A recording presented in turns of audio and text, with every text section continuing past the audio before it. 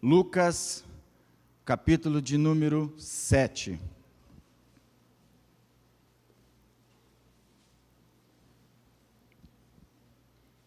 A partir do verso de número 11.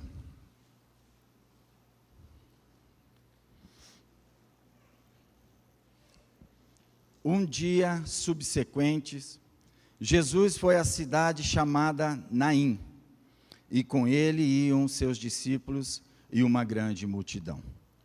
Ao se aproximar da porta da cidade, estava saindo o enterro do filho único de uma viúva, e uma grande multidão da cidade estava com ela. Ao vê-la, o Senhor compadeceu dela e disse: não chore. Verso 14. Depois, aproximou-se e tocou no caixão, em algumas versões diz esquife, e os que carregavam pararam. Jesus disse: jovem, eu lhe digo, levante-se. Ele se levantou, sentou-se e começou a conversar, e Jesus o entregou à sua mãe. Todos ficaram cheios de temor e louvavam a Deus. Um grande profeta se levantou entre nós, diziam eles. Deus interveio em favor do seu povo. Verso 17 e último. Essas notícias sobre Jesus espalharam-se por toda a Judéia e região circunvizinhas. Feche os seus olhos. Querido Deus, nós estamos aqui nesta tarde, Pai, para entregar no seu altar as nossas vidas. Em nome do Senhor Jesus Cristo, fala conosco, nos ajude, nos ensine, se precisar nos repreenda, porque nós sabemos que o Senhor é o caminho, é a verdade e é a vida. No Senhor é a nossa esperança. Amém.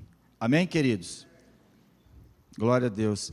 Se você puder colocar um toque de fundo para mim, por favor. Amém? O nosso tema desta tarde está aí, Jesus, a nossa esperança. Se eu tivesse combinado com os levitas aqui, tivesse combinado com a missionária Andréia, não daria tão certo. Então isso mostra que é do Senhor mesmo. Semana passada falamos sobre trazer à memória aquilo que pode nos dar. A campanha é a esperança. Os louvores é trazer ao altar aquilo que o Senhor quer de nós. E a palavra, Jesus, a nossa esperança. Amém. Esse foi o primeiro milagre que Jesus Cristo realizou referente à ressurreição. Houve outros dois. Está no Evangelho de Marcos, capítulo 5, onde ele ressuscitou a filha de Jairo. E o terceiro é quando ele ressuscitou o amigo dele, Lázaro. Está lá em João. Interessante que Lucas, ele é o único que narra este milagre. Aliás, Lucas, ele se preocupa em alguns detalhes, em narrar alguns fatos, alguns detalhes acerca de Jesus, minuciosamente e da melhor forma possível. Acredito que isso se dá porque Lucas era um médico, e médico precisa ser detalhista. Mas olhando para este texto, é como se eu e você já estivéssemos assistindo um filme. Por acaso você já assistiu algum filme 2 vezes? O mesmo filme 2 vezes? Ou 3 vezes? Porque quando você assiste um filme 2 vezes ou 3 vezes, você já sabe o que ia acontecer, o que vai acontecer. Esta mulher era uma viúva. É um reprise que ela está indo levar o seu filho. É um reprise na vida desta mulher. Porque há algum tempo atrás esta mulher ela foi lá, ela preparou o caixão, ela preparou as flores, ela foi na funerária, ela chorou, ela se lamentou, ela preparou, chamou as carpideiras, que são as mulheres, para chorarem. E algum tempo depois, este filme passa tudo novamente na vida desta mulher. Novamente ela vai à funerária, novamente ela prepara um caixão, novamente ela chama as carpideiras, novamente ela convida a multidão da cidade, a população, o povo da cidade de Naim, para ir acompanhar este cortejo. Então, quando eu olho para este texto, representava para esta mulher que ela já havia assistido. E a nível de conhecimento de todos nós, o sonho de toda mulher hebreia era de se casar, era de ter um filho homem, porque esse daria continuidade à descendência do pai.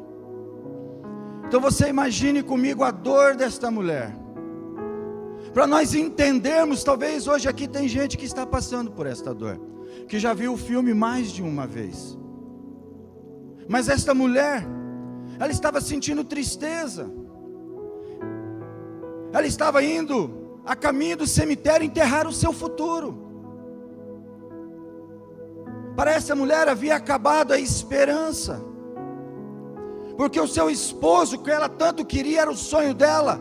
Ela se casou, mas o esposo dela, talvez por uma doença, veio a falecer. E a esperança estava depositada agora no filho dela, para dar continuidade à descendência do pai. Mas este filho também morreu. Quando eu começo a pensar neste cortejo, ela andando, ela indo ao cemitério, que era fora da cidade, ela estava com um sentimento, acredito eu, de eu estou enterrando o meu futuro. O meu futuro para um cemitério.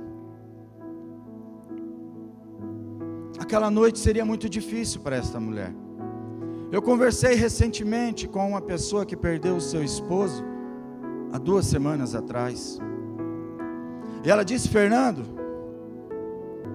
está difícil, porque eu chego em casa e ele não está lá para jantar, eu levanto e ele não está lá, é uma dor que eu não consigo explicar. Mas eu quero chamar a atenção da amada igreja nesta tarde, para adentrarmos no texto, para entendermos um pouco, aprendermos um pouco. O versículo 1 e 2, o texto nos diz que havia 2 multidões. Uma multidão saindo da cidade com um cortejo fúnebre, muitas pessoas chorando, cabisbaixas, tristes, muita dor, muita tristeza, semblante triste, caído. E a outra multidão entrando na cidade, uma multidão de alegria, de vida, porque a 32, 38 quilômetros antes, essa multidão viu com os seus próprios olhos Jesus curar o servo centurião, o servo do centurião.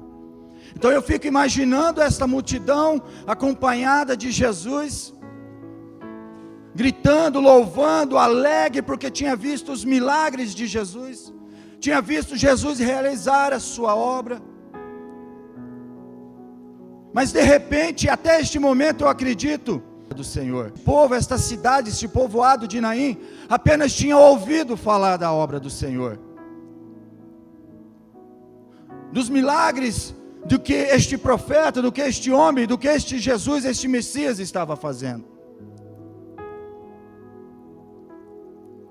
Aí essas 2 multidões se encontram, e eu quero fazer uma pergunta nesta tarde: qual multidão você se encontra? A de dor, a de tristeza, a de semblante caído, de falta de esperança, ou de uma multidão que seguia Jesus alegre, com vida? Eu aprendo aqui, queridos, algo muito importante para mim e para você, que quem anda com Jesus, mesmo nas dificuldades, ele encontra alegria, ele encontra esperança. Não importa onde você vai andar, com quem você vai trombar, com qual multidão você vai trombar, mas quem anda com Jesus, anda com alegria. Eu não sei como está a sua vida hoje, agora, neste momento. Não sei como está o seu casamento, a sua vida financeira, a sua vida pessoal, os seus relacionamentos de pai para com filhos, você que é filho para com o seu pai, como está a sua vida? Muitos têm chegado, muitos têm andado como esta viúva, não sabendo como vai ser o amanhã. Muitos têm caminhado e estão enterrando também o seu futuro, porque não sabe o que vai ser amanhã. Não sabe do que vai ser a empresa, não sabe do que vai ser o trabalho, não sabe do casamento, não sabe se o filho vai permanecer na igreja, não sabe se o filho daqui a um tempo está indo para algum outro caminho. O que são do meu futuro? Talvez seja essa pergunta que ecoa dentro dos nossos corações. O que será de amanhã? Deixa eu dizer algo para você. Quando Deus entra em cena, a nossa história muda, porque em Jesus é a nossa esperança. Não importa a situação que chegamos, importa a situação que nós vamos sair. Eu quero trabalhar nesta tarde algumas lições preciosas, que Deus trabalhou muito no meu coração. Primeira, Jesus é a nossa esperança, pois Ele está a caminho. Diga comigo, Ele está a caminho. Um dia subsequente, e outra versão diz, logo depois, no outro dia, Jesus foi a uma cidade chamada Naim, e com ele e os seus discípulos e uma grande multidão. Preste atenção. São gotas de fé no seu coração. Não importa a situação, Jesus está a caminho. Essa é a nossa esperança. Não importa o que você esteja passando hoje, não importa o seu passado, amanhã será um novo dia. Assim foi com esta mulher, com esta viúva. Naquele dia era tristeza, era choro, mas no outro dia, Jesus trombou com ela. Jesus nesta tarde, Ele vai nos encontrar. Ele já nos encontrou. Não importa se eu estou no fundo do poço, não importa se eu estou na terra da inutilidade, não importa se eu não faço nada, não importa, Jesus vem até nós. Mudou a sua vida. No dia seguinte, Jesus foi ao encontro dela e mudou a sua vida, mudou a sua história. O Salmo 30, verso 5, ele diz: o choro pode durar uma noite, mas a alegria ela vem pelo amanhecer.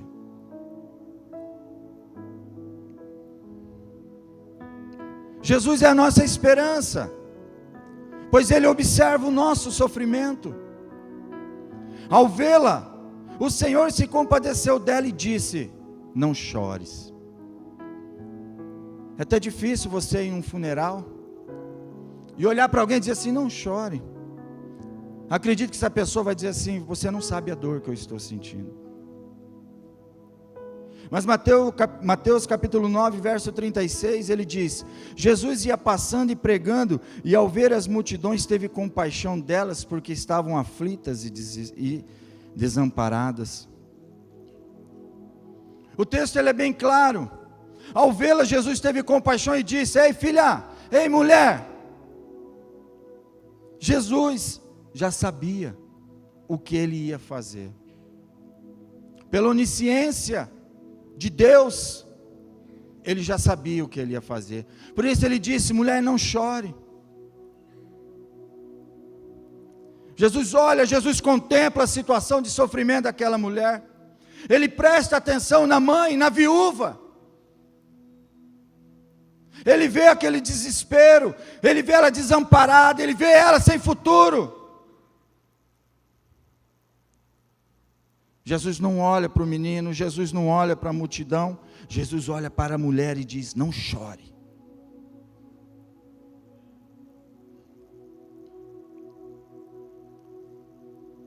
Jesus se compadeceu da viúva. Jesus se compadece de pessoas cansadas, aflitas, sobrecarregadas. Por isso ele faz um convite, Mateus capítulo 11, 28. Vinde a mim todos vocês que estão cansados, sobrecarregados, aflitos, sem esperança, tristes, não aguentando mais, marginalizados. Ele sente a dor daquela mulher, ele sofre junto, ele assume a dor daquela mãe, como ele assume a sua dor, como ele assume a minha dor. E quando ele assume essa dor, a compaixão entra em ação. Jesus se dirige à mulher que chorava, ele diz apenas 2 palavras. Às vezes nós queremos dizer tantas coisas, mas Jesus disse apenas 2 palavras, para confortar o coração daquela mulher. Ele disse: mulher, não chores. Quando ele disse mulher, não chores, ele estava dizendo para ela, ele estava revelando para ela, que havia uma esperança. O teu choro, as tuas lágrimas, as minhas lágrimas, o meu choro, o meu desespero, as minhas angústias, Jesus nos diz: há uma esperança. Há uma esperança para essa situação que você está passando. Há um caminho. Há uma solução. Olha aqui, queridos. O Senhor da vida não é insensível nem indiferente à nossa dor. Jesus não passa de lado quando Ele vê o nosso sofrimento. Não, Ele vai em direção. Por isso que em Jesus, somente Ele é a nossa esperança, queridos. Em dias tão difíceis, em dias de tantas lutas, em dias de tanto sofrimento, tantas tristezas, sem bem, falta de esperança, e muita gente buscando esperança em bens, muitos buscando esperança em qualquer outra coisa. Até entendo, porque bate o medo, bate a insegurança. Mas hoje Jesus veio ao teu encontro. Por isso Ele é a nossa esperança. Pois aonde Ele toca, para tudo. Onde Jesus coloca a mão, para tudo. Verso 14 diz: depois aproximou-se e tocou no caixão, e os que carregavam pararam. E Jesus disse: jovem, eu lhe digo, levante-se. Aleluia. Preste atenção aqui comigo.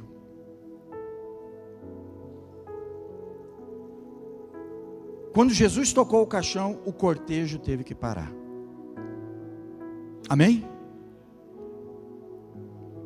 O cortejo teve que parar.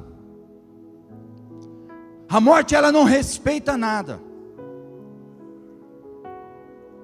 Não importa a posição social, não importa a raça, a morte não respeita nada. Mas ela foi vencida por Jesus lá na cruz. E aonde Ele toca, a morte tem que parar. Quando Ele tocou, parou. O cortejo parou. Sabe o que eu quero liberar para você nessa tarde, em nome de Jesus? Que aquela doença que está se alastrando, em nome de Jesus, ela parou. O divórcio que estava pronto para assinar, parou. O filho que estava indo para as drogas, parou. Este problema financeiro, parou. Porque aonde Jesus toca, tudo tem que parar. Ele é o autor e consumador da vida. A mulher do fluxo de sangue tocou nas vestes de Jesus e imediatamente o fluxo parou. Quando eu vou até Jesus e procuro Ele e toco em Jesus, as coisas têm que parar. Elas param. Eu fico imaginando o cortejo indo, e lá no cemitério, imagine comigo, a cova já pronta, as pessoas lá com a pá na mão, e de repente o cortejo não chega. Aqueles que estão esperando a sua derrota não vão ver ela chegar. Aleluia! Eles tiveram que tampar aquele buraco, porque o cortejo parou.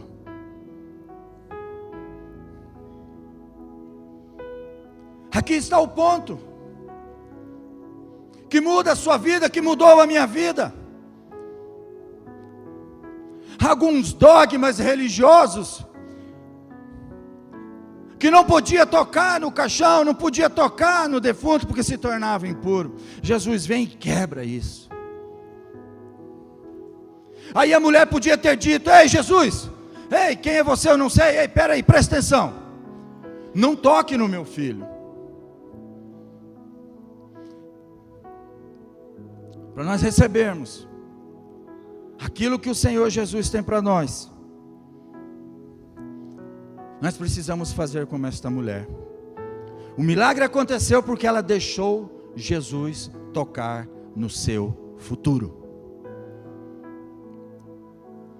Muitas vezes nós não queremos deixar Jesus tocar no nosso coração, nas nossas emoções. Muitas vezes nós não queremos deixar Jesus tocar no nosso casamento. Sabe por quê? Porque tem que tratar, porque dói. Aí quando começa a tratar, quando começa a doer, a gente fala: para, não quero, eu não quero me expor, eu não quero passar essa vergonha. Mas preste atenção, a mulher podia ter dito a mesma coisa, mas ela não disse nada. Nós precisamos, eu e você, deixar Jesus tocar no nosso futuro. Se a nossa esperança só é para o presente, para o dia de hoje, está errado. É loucura, como diz a Bíblia. Porque a nossa esperança é para a eternidade. É para aqui, sim, lógico, claro. Mas nós precisamos deixar o Senhor Jesus Cristo tocar no nosso futuro. Jesus é a nossa esperança, pois a última palavra é somente dele. Olha para o seu irmão ao lado e diga assim: meu irmão, a última palavra é somente dele. Não tem, não adianta eu dizer, não adianta. A última palavra é de Deus. A última palavra é de Jesus. Esse casamento não dá mais certo, a última palavra é de Jesus. O meu filho não tem mais jeito, a última palavra é de Jesus. As minhas finanças não tem mais jeito, a última palavra é de Jesus. Tudo, a última palavra é do Senhor Jesus Cristo. Aplauda o Senhor. Não tem outro.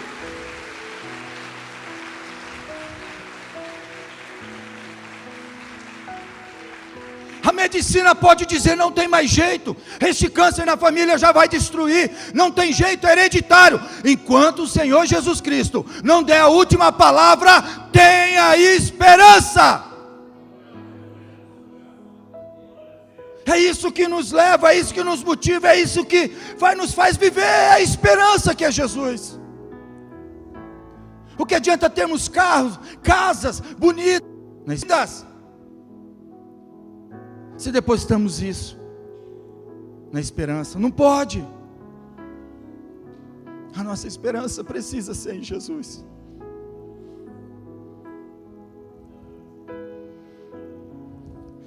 As pessoas estavam apreensivas, acompanhavam o movimento de Jesus.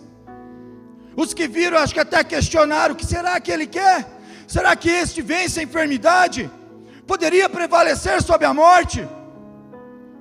Quando estamos mortos espiritualmente, queridos, inconscientes e sem solução, Jesus se aproxima de nós e nos toca e nos diz: levante-se, levante essa cabeça. Eu vim aqui hoje trazer esta gota de fé. O irmão André falou algo muito simples talvez para ele, mas muito profundo para mim. Um dia eu estava aqui e ele veio trazer uma palavra. Ele falou assim: quero que você tome esta palavra como uma gota de fé. Aprenda a viver a fé todos os dias. Eu tenho pego isso. Aprenda a viver com as gotas de fé que Deus nos dá dia a dia. Enquanto Deus nos vai dando gotas de fé, nós vamos tendo esperança por dias melhores, por uma Vilhena melhor, por um país melhor. Jesus tocou o jovem e ele levantou. Deixa eu dizer algo para você: o trabalho de Jesus é completo, amém? Jesus toca, nos chama e também nos ergue. Aplauda o Senhor. Ele não faz o serviço pela metade não. Ele toca, Ele te chama e Ele te ergue para continuar a caminhada. Aleluia. Jesus é a nossa esperança, pois Ele é o único que pode restituir aquilo que tiraram. Verso de nós, tiraram de você. Verso 15 diz: ele se levantou, sentou-se e começou a conversar. E Jesus o entregou à sua mãe. Jesus operou o impossível. Ele restituiu a alegria daquela mãe. Ele não podia restituir o marido dela, mas ele restituiu o futuro dela. Restituiu a alegria dela.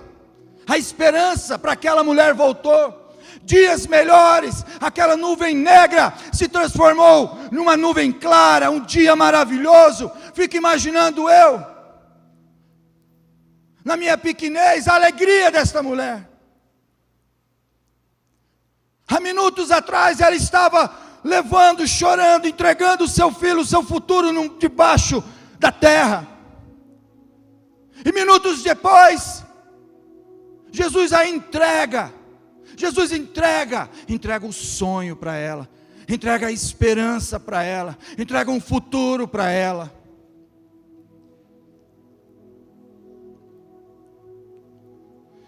Jesus não só chama o filho à vida, como também restitui a vida, a situação social daquela mulher. Tiago fala, Velho Testamento diz, sobre os órfãos, sobre as viúvas. A situação dela era complicada, mas ele restituiu. Ele restituiu. Jesus é a nossa esperança. Todos ficaram cheios de temor e louvavam a Deus. Um grande profeta se levantou entre nós, diziam eles. Deus interveio em favor do seu povo. Quando Jesus se manifesta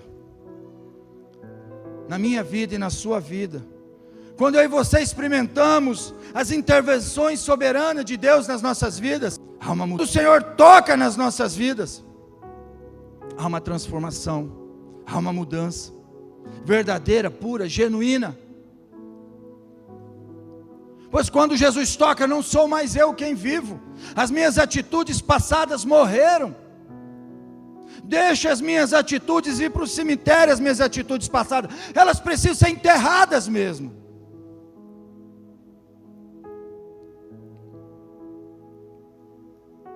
E as novas atitudes, o caráter de Cristo, a alegria do Espírito Santo dentro de nós, É isso que o Senhor vai nos dando, é isso que as pessoas começam a ver, começam a perceber. Mas não era ele aquele alcoólatra, não era ela aquela prostituta, não era esse um drogado, um viciado, não era esse um falido, era. Mas Jesus tocou e a história mudou e tudo foi restituído. E hoje pode falar, ele é do Senhor Jesus Cristo. É isso, é o nosso testemunho, é a nossa vida. É impossível Deus tocar em nós permanecermos a mesma pessoa.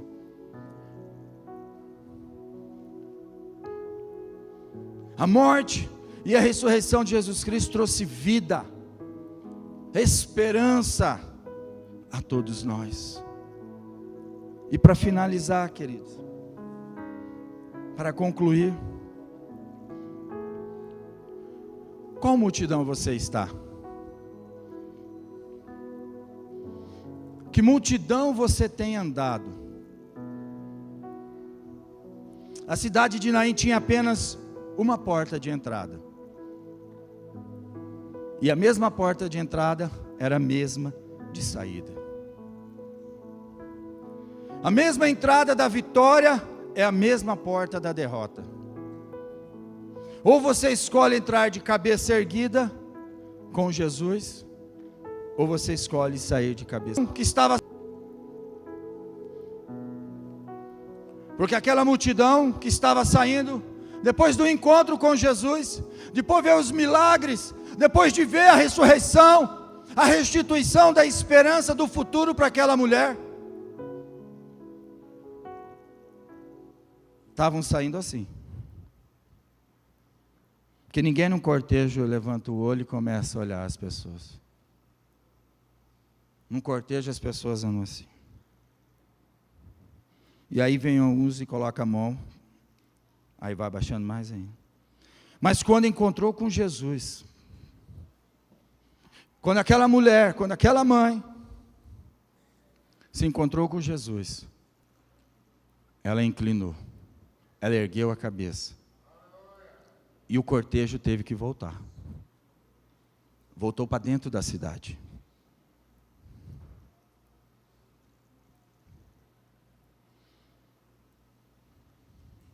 O mesmo poder que ressuscitou este jovem, diz a palavra em Hebreus 13:8, que Deus é o mesmo ontem, hoje e amanhã. Este mesmo poder, esta mesma unção, ela está pairando sobre nós. Amém? Talvez você esteja nessa caravana de morte, sem esperança, mas hoje essa caravana se encontrou com Jesus, amém? Se coloca de pé.